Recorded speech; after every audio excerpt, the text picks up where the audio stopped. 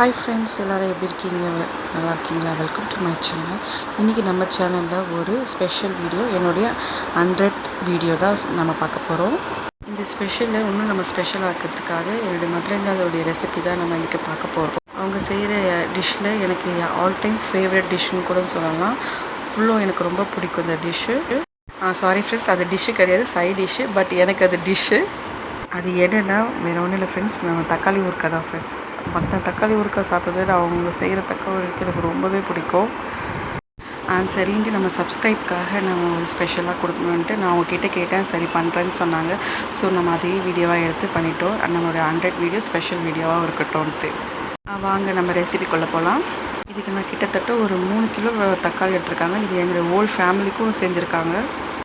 ஒரு அகலமான பாத்திரத்தில் வந்து ஒரு 1/2 கிலோ எண்ணெய் அளவுக்கு அவங்க ஆட் பண்ணிக்கிட்டாங்க.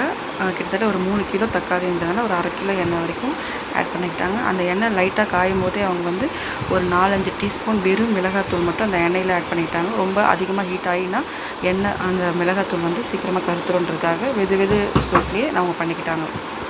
கூடவே ஒரு 2 டீஸ்பூன் அளவுக்கு அவங்க மஞ்சத்தூளும் ஆட் பண்ணிக்கிட்டாங்க.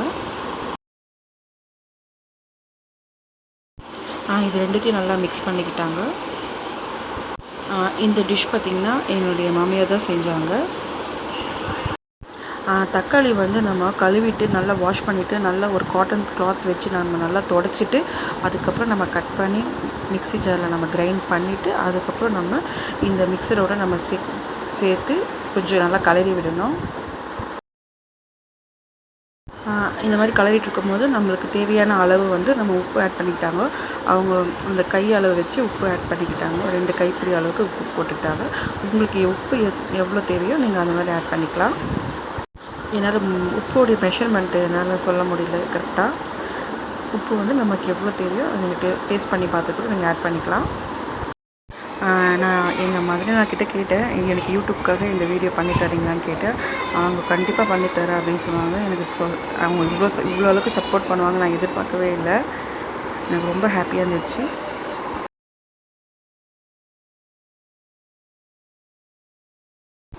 தக்காளி நல்லா கொஞ்சம் வதங்கிட்டுக்கு அப்புறம் ஒரு 1/4 ஸ்பூன் அளவுக்கு இருக்கும் பெருங்காயத்தூள் வந்து ஆட் பண்ணிக்கிட்டாங்க.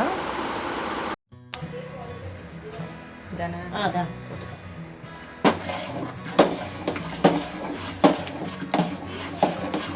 இறக்கும் போது தான் வெந்தயம் பொடி போடணும்.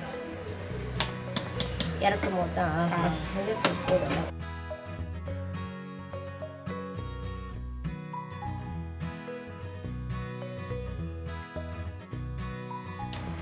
இப்போ மூடிவிடும். மூடிட்டா பாட்டுன்னு சிறுத்தியை வச்சு கொஞ்சம் ஏன்னா அடி பிடிக்காமல் இருக்கணும். அவ்வளோதான். எல்லாம் ஆகணும். 2 ஹவர் ஆகும். அதுக்கு ஆனால் நிறைய இல்லை, 1/2 ஸ்டவ் காலி ஆகிடும். ஆமாம், அது கம்மியாக இருந்தால் கடாயில் போட்டு பண்ணியிருப்பேன். சரி எல்லாருக்கும் கொஞ்சம் கொடுக்கணுமே இருந்தால் நிறையா. அவ்வளோதான் ஃப்ரெண்ட்ஸ். இப்போ நம்ம தக்காளி ஊறுக்காய் ரெடி ஆகிடுச்சு. நம்ம எவ்வளோ தக்காளி ஊறுக்காய் சுண்டி வந்திருக்கு. இந்த நம்ம இறக்க ஸ்டேஜில் வந்து வெந்தயம் வந்து ஒரு 2 டேபிள் ஸ்பூன் வந்து நம்ம பொடி பண்ணி அதில் ஆட் பண்ணிக்கணும். நமக்கு ஊறுக்காய் ரெடி ஆகிடுச்சு. இது மாதிரி எண்ணெய் திரிஞ்சு வர இந்த ஸ்டேஜில் நம்ம ஊறுக்காவை ஸ்டவ் வச்சிடலாம். அவ்வளோதான் ஃப்ரெண்ட்ஸ், நம்ம ஊறுக்காய் ரெடி ஆகிடுச்சு. நீங்களும் வீட்டில் செஞ்சு பார்த்துட்டு எப்படி இருந்துச்சு நம்ம கமெண்ட் செக்ஷனில் சொல்லுங்கள். இந்த வீடியோ கண்டிப்பாக உங்களுக்கு பிடிச்சிருக்கும்னு நினைக்கிறேன் ஃப்ரெண்ட்ஸ். மறக்காமல் நம்ம சேனலை சப்ஸ்கிரைப் பண்ணிடுங்க, லைக் பண்ணிடுங்க, கமெண்ட் பண்ணிவிடுங்க. ஃப்ரெண்ட்ஸ் அண்ட் ஃபேமிலிக்கு கண்டிப்பாக ஷேர் பண்ணிவிடுங்க friends. Thank you so much. Bye friends.